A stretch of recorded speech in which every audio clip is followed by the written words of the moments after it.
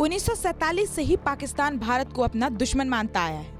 यही कारण है कि आजादी के तुरंत बाद पाकिस्तान ने कबायलियों की मदद से भारत पर हमला कर दिया था, लेकिन भारत के हाथों उसे मुंह की खानी पड़ी थी। वहीं 1965 में फिर से पाकिस्तान ने भारत पर हमला कर दिया और एक बार फिर से उसे हार ही नसीब हुई।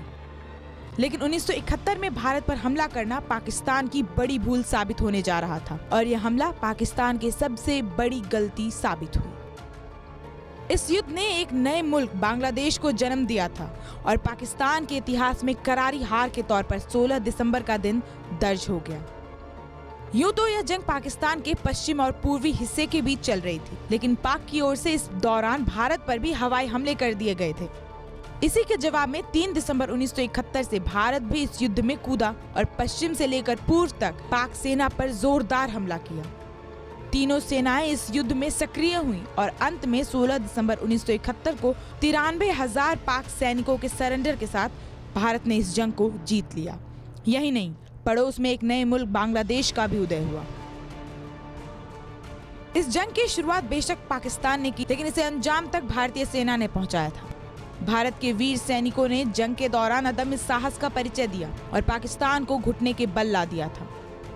पाकिस्तान के साथ जंग कई मोर्चों पर चल रही थी। एक ऐसा ही मोर्चा पंजाब में भी खुल चुका था, जहां से पाकिस्तान दिल्ली पर कब्जे की सोच रहा था, लेकिन यहां भी उसे मुंह की खानी पड़ी। इस जंग का हिस्सा रहे वीर चक्र विजेता कर्नल टीपी त्यागी ने अपनी जंग के अनुभव को बताया। दरअसल उन्हें लाहौर सीमा पर तैनात किया गया था, जहाँ से दुश्मन ज्यादा दूर नहीं थे। दुश्मन को पीछे धकेलते धकेलते हुए भारतीय सेना लाहौर की तरफ बढ़ रही थी। तभी कर्नल टीपी त्यागी, जो कि उस समय के लेफ्टिनेंट थे, उन्हें आदेश मिला कि जल्द से जल्द नहर के ऊपर एक ब्रिज बनाया जाए ताकि लाहौर की तरफ भारतीय टैंक बढ़ सके। 1971 के भारत पाकिस्तान युद्ध में मैं तेजेंद्र पाल त्यागी लेफ्टिनेंट था और मेरी 1 महीने की सर्विस थी और मेरी तैनाती थी पट्टी, भिक्कीविंड, खाला, लाहौर एक्सिस के ऊपर, बिल्कुल सरहद के ऊपर। 3 दिसंबर से 17 दिसंबर तक भयंकर युद्ध हुआ पश्चिमी सरहद के ऊपर। तरह तरह के हमको टास्क मिले, लेकिन जो टास्क हमारी नोटिस की गई वो 8 दिसंबर की थी। 8 दिसंबर को मुझे काम दिया गया कि वहाँ पे अपर बैरी डिस्ट्रीब्यूटरी कैनाल के ऊपर 45 मिनट में एक टैंक क्रॉसिंग बनाई जाए।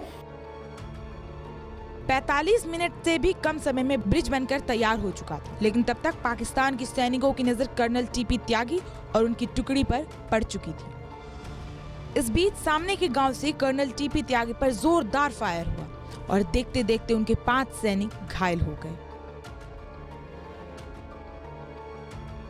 उस लोकेशन के सामने एक दुश्मन का गांव था, चीना बेदी चंद, जहां से अचानक फायर आया और मेरे 5 जवानों को गोली लग गई। वो 5 जवान गलती से बजाय वापस आने के आगे चले गए दुश्मन के गांव की तरफ और वहाँ एक सरकंडे के झुंड में चले गए। मैं भी उनके पीछे क्रॉल करता हुआ गया। 5 सैनिक घायल हो चुके थे। दुश्मन का फायर तेज होता जा रहा था।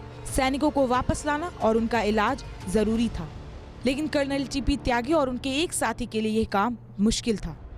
तभी उन्होंने पीछे जाकर मदद मांगने का फैसला किया ताकि अपने साथियों की जान बचा सकें। कोहनी के बल रेंगते हुए पीछे लौटे, जहां भारतीय सेना की टुकड़ी के साथ उनका संपर्क हुआ और उन्होंने मदद मांगी। अदम्य साहस दिखाते हुए कर्नल टीपी त्यागी ने दुश्मन की फायरिंग के बीच जाकर अपने साथियों की जान को बचा लिया। इसके लिए उन्हें वीर चक्र से सम्मानित किया गया। और मेरे गुरचरण सिंह फिर दोबारा क्रॉल करते हुए उसी सरकंडे के झुंड में गए और उन दिनों में थोड़े तकड़े थे, लिहाजा हमने उन 5 को एक ही बार में एक-एक को अपने पीठ में और एक-एक को अपने बाएं और दाएं हाथ में ऐसे पकड़ा और क्रॉल करते हुए, और यकीन मानिए कि उस टाइम की क्रॉलिंग भी इस स्पीड में थी जिस स्पीड पे आदमी भागता है, उन्हें वापस ले आए। लेकिन उनमें से 2 जो ज़्यादा जख्मी थे वो बोर्ड आउट हो गए और 3 यूनिट में आ गए। इस काम के लिए मुझे भारत सरकार ने वीर चक्र दिया।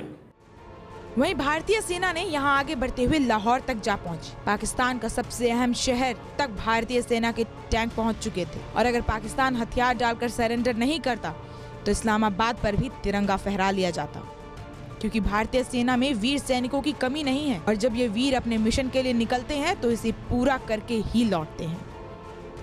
आपको हमारा वीडियो कैसा लगा कमेंट करके जरूर बताएं। साथ ही साथ हमारे चैनल जय हिंद को सब्सक्राइब करें, दोस्तों परिजनों के साथ व्हाट्सएप फेसबुक पर शेयर भी करें। जय हिंद।